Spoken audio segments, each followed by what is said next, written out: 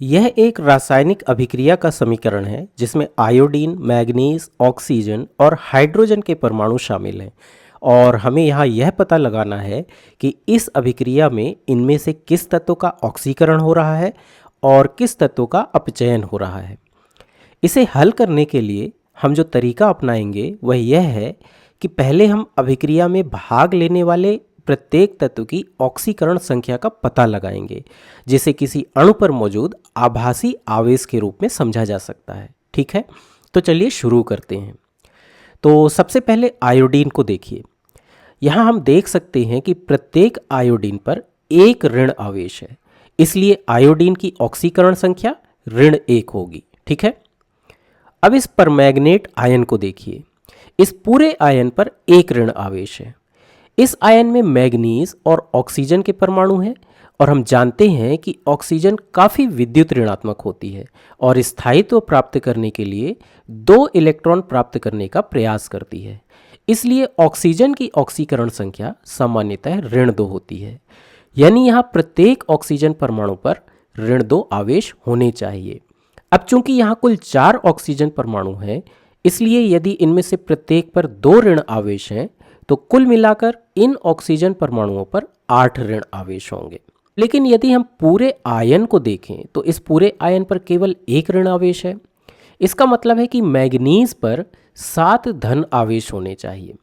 ऐसा इसलिए है क्योंकि हम जानते हैं कि ऑक्सीजन के 4 परमाणुओं पर कुल 8 ऋण आवेश हैं, इसलिए मैग्नीज पर 7 धन आवेश होने पर ही हमें इस पूरे आयन पर एक ऋण आवेश प्राप्त होगा। जब हम इन दोनों के आवेशों को जोड़ते हैं, यानी मैग्नीज के 7 धन आवेश और ऑक्सीजन के 8 ऋण आवेश, तो हमें एक ऋण आवेश मिलता है जो कि इस पूरे आयन का कुल आवेश है।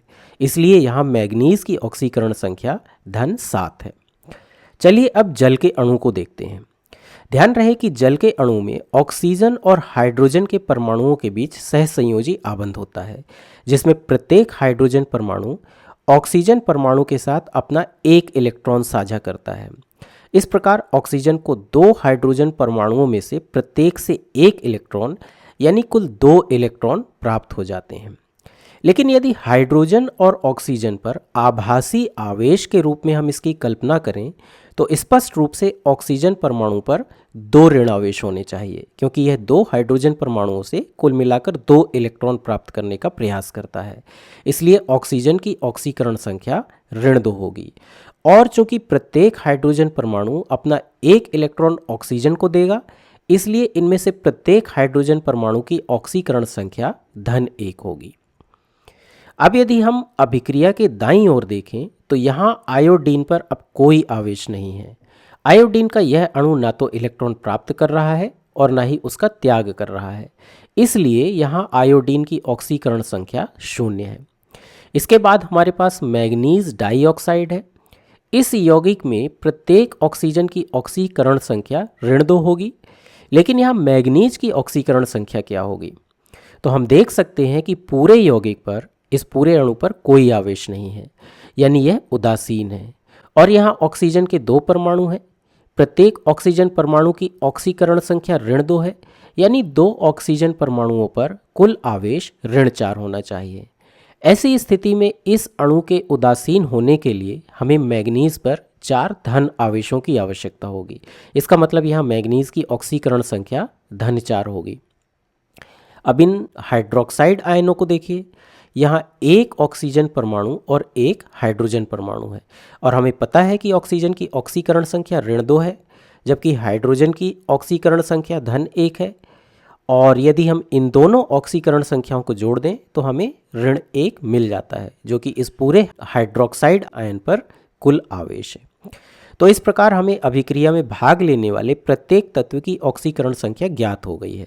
अभिक्रिया में भाग लेने से पहले उनकी ऑक्सीकरण संख्या क्या थी और अभिक्रिया होने पर उनकी ऑक्सीकरण संख्या क्या है, यह हमें ज्ञात हो गया है। इसलिए चलिए अब हम पता लगाते हैं कि वास्तव में इनमें से किसका ऑक्सीकरण हो रहा है और किसका अपचयन हो रहा है। याद रहे कि ऑक्सीकरण का मतलब इलेक्ट्रॉनों की हानि होता है, जबकि अपचयन का मतलब इलेक्ट्रॉनों की वृद्धि होता है। इसलिए इलेक्ट्रॉनों की हानि होने पर ऑक्सीकरण संख्या बढ़ती है, जबकि इलेक्ट्रॉनों की वृद्धि होने पर ऑक्सीकरण संख्या घटती है। यानी यदि ऑक्सीकरण संख्या बढ़ रही है तो इसका मतलब ऑक्सीकरण हो रहा है, और यदि ऑक्सीकरण संख्या घट रही है तो इसका मतलब अपचयन हो रहा है। अब सबसे पहले आयोडीन पर ध्यान दें। अभिक्रिया होने पर आयोडीन की ऑक्सीकरण संख्या ऋण 1 से 0 हो जाती है, यानी बढ़ जाती है। और ऐसा तभी हो सकता है जब इलेक्ट्रॉनों की हानि हो रही हो। इसका मतलब आयोडीन का ऑक्सीकरण हो रहा है।